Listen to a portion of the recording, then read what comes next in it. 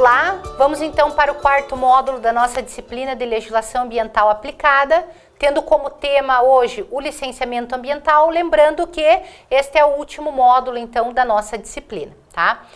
O licenciamento ambiental, ele é um procedimento administrativo vinculado, regulamentado pela resolução CONAMA 237 de 97 do CONAMA, e em cada estado nós temos então uma regulamentação também de um procedimento administrativo de licenciamento a ser aplicado no âmbito dos estados.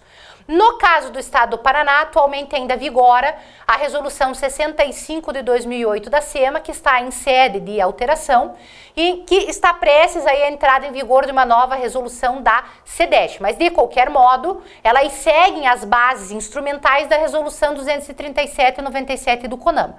Então é com base nessa resolução 237 e 97 do CONAMA que nós vamos então aqui conversar a respeito do licenciamento ambiental, tá? Primeira questão, o licenciamento ambiental, ele é um procedimento administrativo que segue, né, um princípio do direito ambiental que nós chamamos o princípio da precaução, né? Então o princípio da precaução é um princípio que determina, previsto lá no artigo 15 da Declaração do Rio de Janeiro de 1992, que é uma declaração anexa àquela ECO 92 que eu comentei com vocês lá no primeiro módulo.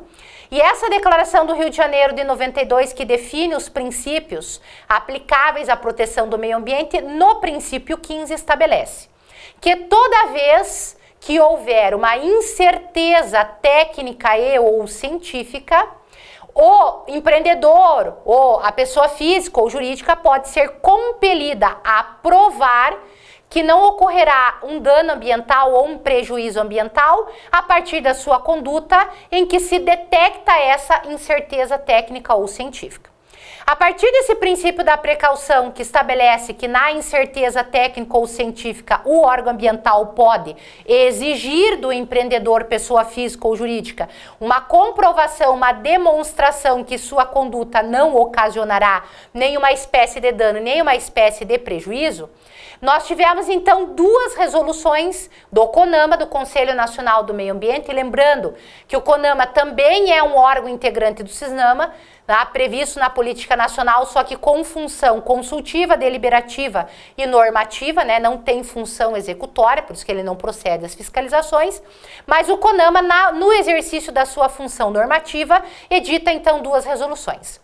A resolução número 1 de 86 do CONAMA, que regulamenta o EIA-RIMA, o estudo de impacto ambiental e o relatório de impacto ao meio ambiente. E a resolução 237 de 97 do CONAMA, que regulamenta o licenciamento ambiental.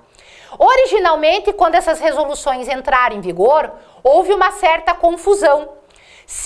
Considerando que o licenciamento ambiental, regulamentado pela resolução 237, regulamenta o licenciamento, se o licenciamento é o procedimento administrativo para averiguar uma incerteza técnica ou científica, e se essa incerteza técnica ou científica será sanada por um estudo de impacto ambiental, que todo licenciamento ambiental deveria contemplar um estudo de impacto ambiental e seu respectivo relatório.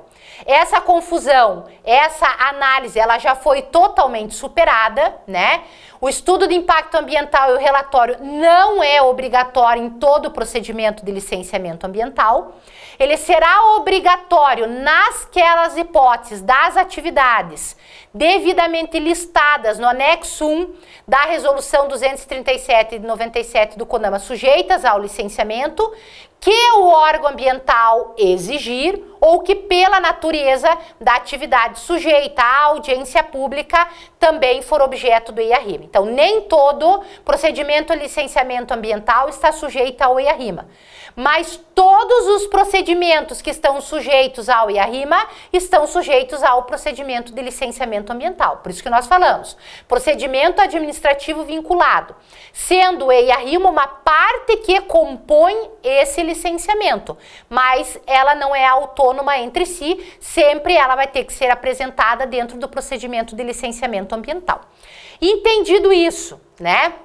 Nós temos então o princípio da precaução embasando, nós temos um procedimento administrativo vinculado e que dentro dele poderá ocorrer a exigibilidade de um EIA-RIMA. Mas quais são as atividades sujeitas ao licenciamento ambiental? E aí nós vamos lá no rol do anexo 1 da resolução 237 de 97 do CONAMA.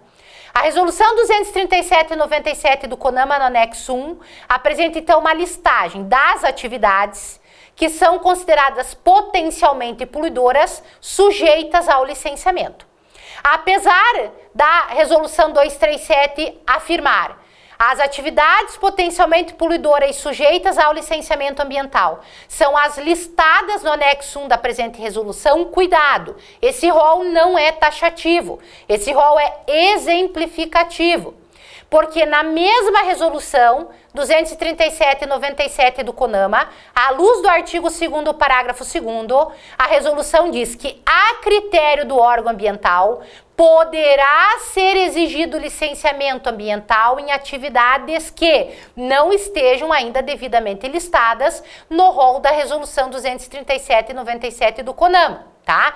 Então nós podemos dizer assim, todas as atividades listadas, o empreendedor já sabe desde sempre que está submetido a um licenciamento ambiental. Para as atividades não listadas, o empreendedor poderá ser submetido a um procedimento de licenciamento ambiental, desde que requerido pelo órgão ambiental, perfeito? Independentemente se a atividade já era desde sempre obrigada a cumprir com o procedimento do licenciamento ou se foi instada a fazê-lo, o procedimento é exatamente o mesmo, não existe qualquer espécie de diferença. Muito bem, entendido isso, próximo detalhe. De quem é a competência para licenciar? E aí nós vamos dizer, a competência para licenciar é aquela expressa consignada na Lei Complementar 140. Então, as matérias que são de competência para licenciamento do IBAMA estão no artigo 9º, no artigo 7º da Lei Complementar 140. As competências que são do Estado estão no artigo 8º da Lei Complementar 140 e a competência do município está no 9º. Ah, professora, município tem competência para licenciar? Sim, desde que órgão devidamente habilitado, já descentralizado, tem sim competência para licenciar. Mas a regra residual é da competência do licenciamento no âmbito do Estado. Por isso que, em regra, a maior parte dos licenciamentos ambientais ainda correm no âmbito do Estado. Mas a tendência e o objetivo da Lei Complementar 140 é que os municípios sejam efetivamente descentralizados e que a regra da competência para licenciar passe a ser do município. Outro detalhe importante de ressaltar, o mesmo órgão que licencia é o que autua, o mesmo órgão autuador é o órgão licenciador. Então, a regra de competência que nós falamos no módulo passado a respeito do procedimento administrativo aplica-se integralmente na mesma regra de competência do licenciamento ambiental. O órgão que fiscaliza é o órgão que licencia, o órgão que licencia é o órgão que fiscaliza. Suplantada essa ideia, vamos então entender como que esse procedimento ele vai funcionar. Como nós falamos, procedimento administrativo vinculado, portanto, procedimento composto por 3 fases, né?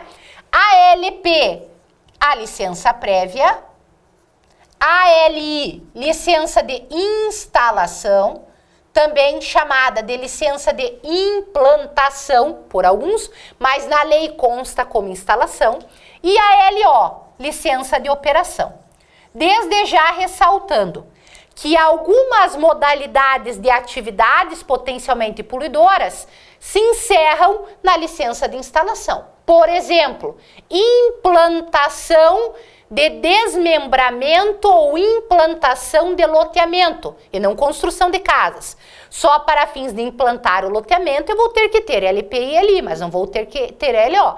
Então vejam que a LO é obrigatória sempre que a atividade objeto de licenciamento ela tiver uma obrigatoriedade de fazer funcionar ou de funcionar. Caso não exista um funcionamento, a atividade se encerre na implantação do empreendimento, nós temos o encerramento então a nível de licença de instalação, tá? Licença prévia. Procedimento administrativo inicia com o requerimento da licença prévia. Qual é o objeto da licença prévia? O objeto da licença prévia é a viabilidade de empreendimento. Então, o empreendedor apresenta um requerimento de licença prévia, acompanhada de documentos, acompanhada de mapas, acompanhado de todo arcabouço documental que apresenta a proposta de empreendimento dele. A partir do recebimento desses documentos, o órgão ambiental analisará e, se detectar a viabilidade do empreendimento dentro das condições que foram apresentadas, a LP é emitida. Lembrando que a licença prévia pode ser condicionada, né? Então, eventualmente, eu posso, né, estar condicionado a cumprir com algo ainda para que futuramente a licença de instalação me possa ser concedida, tá? Essa licença prévia, uma vez deferida, ela vai dar, então, um prazo de validade ao empreendedor, ao interessado, de 5 anos. Caso o empreendedor não venha dar sequência no procedimento a chegar na instalação dentro desse período, essa licença prévia, ela tem que ser restabelecida a partir de um novo requerimento. Por quê? Porque não existe previsão na lei, né, que regulamenta na resolução 237 de 97 a possibilidade de renovação de licença prévia, né, porque ela só atesta a viabilidade de empreendimento. Atestada a viabilidade de empreendimento, feita a instalação, eu vou então ser submetido a receber a licença de instalação, que também precisa ser requerida. Essa licença de instalação também pode ser condicionada, e essa licença de instalação vai garantir então ao empreendedor um prazo de validade de 6 anos, tá? Caso o empreendedor não venha a exercitá-la dentro desse prazo, precisará requerer, né, uma nova licença, mas nesse caso existe a possibilidade de uma renovação de licença de instalação, desde que a legislação estadual assim estabeleça, tá? Então, fica a critério dos estados estabelecerem uma sistemática de possibilidade ou não de renovação de licença de instalação e seus critérios. E a licença de operação? A licença de operação, ela deve ser requerida antes do funcionamento do empreendimento, da atividade, e ela vai ter aí um período de validade de 4 a 10 anos, né? Esse é o prazo da resolução 237. No âmbito dos estados, nós podemos ter prazo de validades menores dessas licenças, como, por exemplo, de 2 anos, de 3 anos e assim sucessivamente, sendo que nunca pode extrapolar 10, né? Então, esses critérios, eles podem ser regulamentados pelos estados, mas a nível federal da resolução 237, a licença de operação, ela tem validade de 4 a 10 anos. Percebam que a licença de operação sempre vai vencer um dia. Independentemente se ela foi de 2, de 4, de 5 ou de 10, uma hora essa renovação ela vai ter que acontecer. Então, agora preste atenção aqui no critério da renovação. A licença de operação, ela deve e necessita ser objeto de renovação. Primeiro critério, o empreendedor deve requerer a renovação da licença de operação 120 dias antes do seu prazo final de escoamento. Tá? Isso é uma obrigação imposta ao empreendedor. E se o empreendedor não cumprir com esse prazo? Bom, aí nós vamos ter algumas hipóteses. Primeira hipótese, ele requereu a renovação da licença de operação fora do prazo prévio de 120 dias, mas ainda com a licença de operação válida. Nesse caso, ele permanece com a licença de operação válida até o momento que a sua validade se encerrar. Segunda hipótese, ele requereu a renovação da licença de operação cumprindo com os 120 dias. A licença de operação dele prorroga-se automaticamente como válida até que o órgão ambiental defira a renovação da licença de operação agora exigida. E a terceira hipótese, ele solicita a renovação da licença de operação fora do prazo prévio dos 120 dias, ou seja, descumprindo com ele, e já com a licença de operação vencida. Nesse caso, ele já está irregular, ele vai solicitar essa renovação de licença de operação, que na verdade já vai ter o caráter de licença de operação de regularização, a LOR, como já prevista em alguns estados, e ele não tem garantia de prorrogação da validade da sua licença. Ou seja, ele já está irregular e já está sujeito à lavratura de um auto de infração. Outro detalhe para vocês perceberem, apesar da resolução 237/97 do CONAMA ter chamado o procedimento de licenciamento ambiental de licenciamento e suas respectivas fases de licenças, a natureza jurídica da licença prévia e da licença de instalação são de autorizações administrativas e não de licenças propriamente ditas. Qual é a diferença?